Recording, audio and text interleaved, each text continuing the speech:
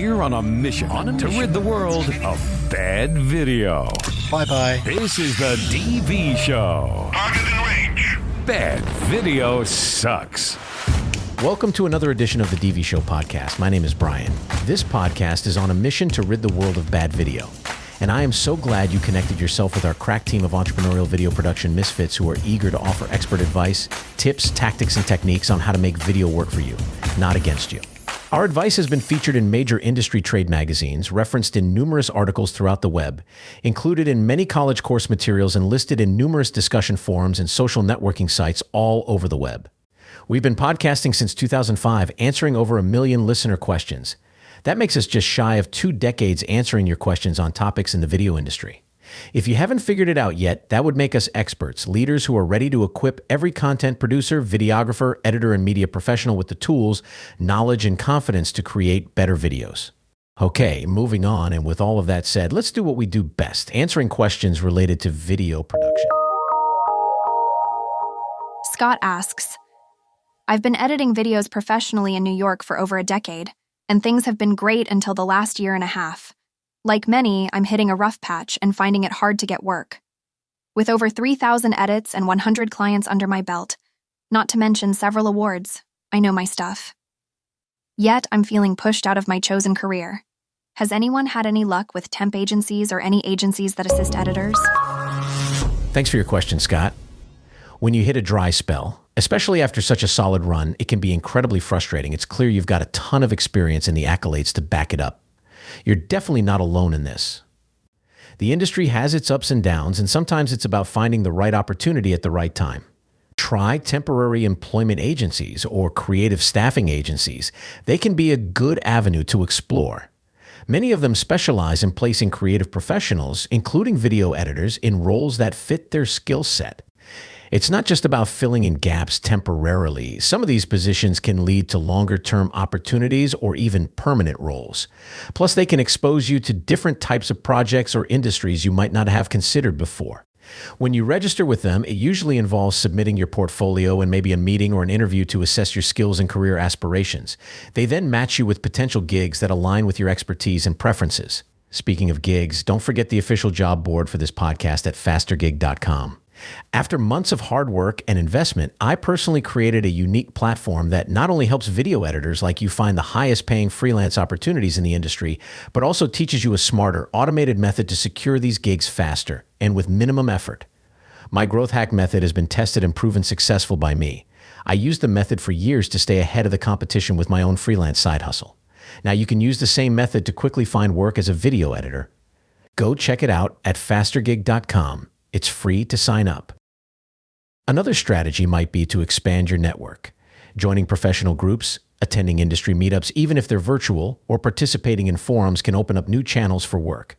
Sometimes a casual conversation can lead to an unexpected opportunity. It's tough out there, Scott, but with your track record, I'm confident you'll navigate through this patch. Keep leveraging your network, consider those agencies, and maybe even look into diversifying your skill set or the types of projects you take on. And don't forget to check out fastergig.com. There are plenty of resources there for video professionals like you looking for work. Jack asks, after 5+ years of editing, I still lack ways to remotely find clients. I've been editing for 5+ years remotely, mostly corporate gigs and talking heads. So nothing incredible to show, but very, very good testimonials. My problem is that sites like Upwork or 5ARR or any other site really either lowball your offer or just need junior editors for short-form content. My contracts are starting to dry up, and I'm considering switching to videography altogether, but I really want to keep editing as my line of work. Is there any tips from seasoned editors who can give a direction on what to do and what to invest my time in? Great question, Jack. For those diving into the world of video editing and thinking about adding a splash of videography, it's like mixing up a thrilling career cocktail. Let's chat about how you can keep your video editing game strong and maybe even bring some videography into the mix. First off, finding your niche is like choosing your favorite flavor. Have you thought about what really gets you excited? Could be color grading, animation, or focusing on specific areas like real estate or weddings. It's all about making yourself the go-to person for something super specific. And don't forget to level up those skills. Mastering advanced techniques isn't just about keeping up, it's about standing out. Now, let's talk about shouting your achievements from the rooftops. A slick website showing off your best work and happiest clients, maybe peppered with some insightful blogs, can really set you apart. And don't overlook the power of social media. Posting your projects on YouTube, Instagram, or Vimeo can directly attract clients who love your vibe. Getting out there and mingling can work wonders too. Industry events, workshops, and online communities are not just about learning new tricks, they're gold mines for meeting potential clients and collaborators. Imagine finding someone who's just as into videography as you are into editing. Perfect match, right? Speaking of reaching out, have you thought about directly contacting companies or content creators who might need your magic touch? Personalized pitches can really grab their attention, and if videography is tickling your fancy, why not team up with a videographer? You could offer them something they're missing, and it's a great way to dip your toes into videography waters. Constant learning is the name of the game. Keeping up with the latest tech and trends will not only give you an edge, but also keep your passion alive. And there are tons of workshops and courses out there that can spark new ideas and skills. Thinking about adding videography? Start with the basics and don't rush into buying the fanciest gear. Quality matters, but so does learning the craft. And when it comes to managing your freelance biz, remember, happy clients are your best marketing tool. Keep those relationships strong and keep an eye on your finances. Setting aside money for taxes and new gear is a must. Building a career in video editing with a side of videography is more marathon than sprint. It's about growing, adapting, and connecting every step of the way. So what do you think? Ready to take on the challenge and make it your own?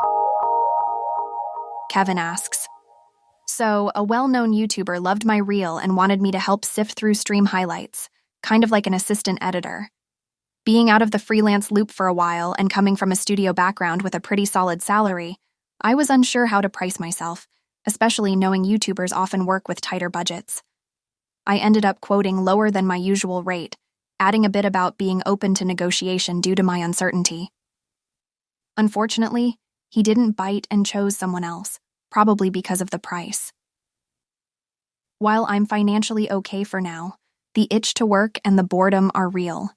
I was even considering a retail job just for a change of scene. This gig excited me not just for the work, but because I'm genuinely into the content he produces. It could have been fun, despite the dread of mundane tasks my ADHD kicks up at. Curious if any salaried editors have dipped into YouTube work and how it went. Did negotiations land you a fair deal? Was the work engaging? How was working with the team? Mostly, I'm wondering if I should stick to my rates or go even lower next time to snag opportunities like this. Navigating the freelance world after being in a stable gig can feel like stepping into a whole new universe, huh? And jumping into the YouTube scene, that's a whole other kettle of fish. Good question, Kevin. It sounds like you had a bit of a roller coaster there, especially with a YouTuber reaching out directly because they loved your work. That's a big win in itself, even if it didn't pan out this time. Pricing yourself, especially after being out of the freelance game for a while, is like trying to hit a moving target blindfolded. And you're spot on. YouTubers often have tighter budgets than traditional studio projects, but it's such a mixed bag. Some YouTubers are rolling in it thanks to sponsorships and ad revenue, while others are scraping by, trying to make their passion sustainable. Throwing in a number and then mentioning negotiation is a pretty standard move. It shows you're flexible and willing to discuss, but it can sometimes give the other party an upper hand if they sense hesitation. It's a tricky balance to strike, especially when you're keen on the project for reasons beyond just the paycheck. It's a bummer he went with someone else, especially since it sounded like a project close to your heart. But hey, sometimes it's just not meant to be. And it's good you're thinking about your value and not just jumping at the first thing that comes your way, even if the boredom is hitting hard. The last thing you want is to feel stuck in a gig that underpays and undervalues your skills. Some YouTubers understand the value of professional editing and are willing to pay for quality, while others might be more budget conscious. As for whether you should stick to your guns or lower your rates further, that's a tough call. It's really about finding that sweet spot where you feel your time and skills are being compensated fairly without pricing yourself out of cool opportunities. In the meantime, exploring these YouTube projects could be a fun way to scratch that creative itch, connect with new people who share your passions, and maybe even discover new opportunities you hadn't considered before. Just keep in mind your worth and try to find projects that get you excited, not just ones that make you feel like you're clocking in and out. Let's take our next question from Dan in Oklahoma. Dan asks, after years editing documentaries, I've left my job to freelance, eyeing commercial work and more docs. With about a month's break, I'm looking to skill up in motion graphics and animation. Initially tempted by 3D, I'm leaning towards 2D animation in After Effects to boost my editing value. I'm okay with it, but could be better. Considering a School of Motion course to polish up. Wondering what to focus on to enrich my editing: 2D animation, typography, titles, or something else? What would you prioritize to level up in a month? Jumping into freelancing with your documentary editing background sounds super exciting, Dan, and yep, using your downtime to skill up is a brilliant move. If you're eyeing both commercial work and documentaries, doubling down on 2D animation and motion graphics, especially in After Effects, is definitely the way to go.